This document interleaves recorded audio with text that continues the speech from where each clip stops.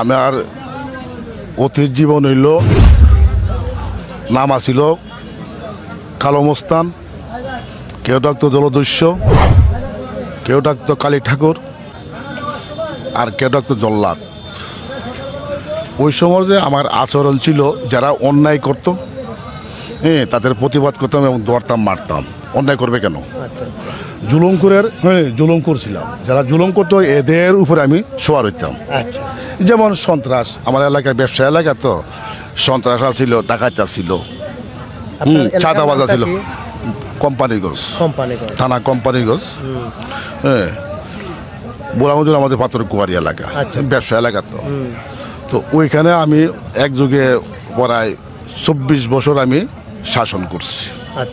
শান্তি রক্ষার সাথে আমি শাসন করছি, অন্যায়ের প্রতিবাদে, জুলুম করে প্রতিবাদে আমি জুলুম করছি। যারা জুলুম করছে এদের উপরে আমি জুলুম চালাইছি, এগুলি করবে না, করো না।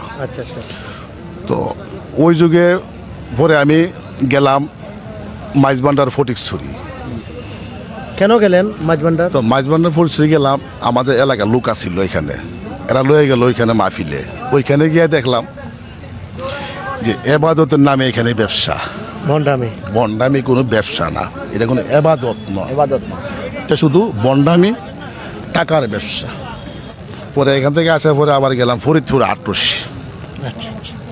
আটরশি লোক আমার এখানে আছে, এরা আবার নিয়ে গেল ওইখানে আটরশি গেলাম। এখানে গিয়ে দেখি যে এখানে আরো নিকৃষ্ট মেয়ে ছেলে এক জায়গায়, মানে অনেক কিছু, তো বাসা করার মতো না, জিনা। এখানে আমি দেখলাম আমার যে ক্ষুদ্র জ্ঞানে, ইসলামের দৃষ্টিতে যে আলেমরা যারা কয় আর কি, এখানে শিরিক, কবরে গুনাহ এবং জিনা, কোনো এবাদত না।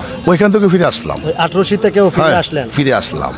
ফিরে আইসা পরে আমাদের এখানে বরিশাল চরমুনের কিছু লোক আছে, কিছু লোক আছে, এরা বলো যে ভাই আপনার তো দুই জায়গায় গেলেন আর আমাদের লোকে চলেন বরিশাল চরমুনায়। আমি বলতে ওইখান থেকে একই অবস্থা হবে, কোন না আপনি গিয়া দেখে। পরে ওইখানে গেলাম, ওইখানে যাওয়ার পরে দেখলাম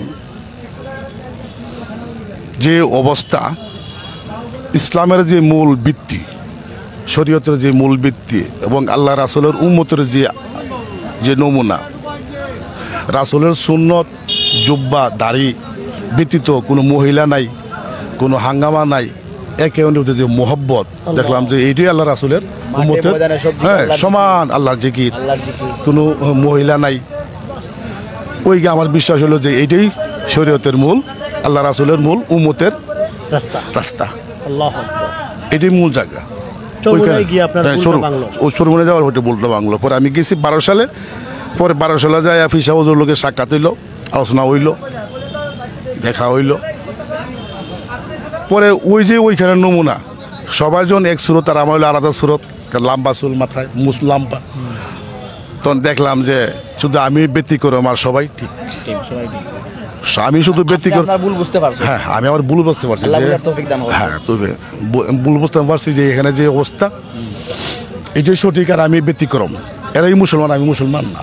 আমার নিজের কাছে আমার প্রশ্ন থাকলো যে আমি মুসলমান না, নবীর উম্মত না, নবীর সুরত নাই, উম্মতের কোনো সুরত নেই আমার কাছে। ওই পরে ওইখান থেকে আমার চুলা ছিল, মোছা ছিল, যে লাম্বা ছিল, এইগুলি আমি এখানে ওইখানে কেটে নিলাম। তো এই কাটার পিছনে ওই যে নাইবাবিন সাহেব, ফজল কবির সাহেব, উনির লোকের সাক্ষাৎ হইলো। উনিরে কইলাম যে আমার চুলও ঠিক আছে, মুছও ঠিক আছে। হ্যাঁ ঠিক আছে, তবে যদি বাইরের লোকে আপনি মিলতে চান তাহলে একটু পরিবর্তন। আপনি যে আমি বলি নাই যে আপনি কাটেন না, আপনি দেখেন, আপনি বিবেক করেন যে আপনি কি এই বাইরের লোকের কিনা। যদি আপনি এদের লোকে হাসর হইতে হয় তাহলে এদের লোকে মিলতে হয়, তাহলে এদের সুতাম থাকতে হবে। এটা আমার নিদর্শন। ওই নাইবা সরের কথা শুনি না, ফজল কবির সরের কথা শুনি না, লগে আমি আবার পরে দাড়ি মুছ কাটলাম। কাটতে ওখান থেকে জুব্বা, পাগড়ি সবাই আমার মহব্বত করলো। তারপরে ওই যে চরমুনাই থেকে আসার পর থেকে বাসায় এসে কি কোন ধরনের পরিবর্তন? এটা তো বাসা শেষ হই নাই। আমার আব্বা যে কত খুশি হইল,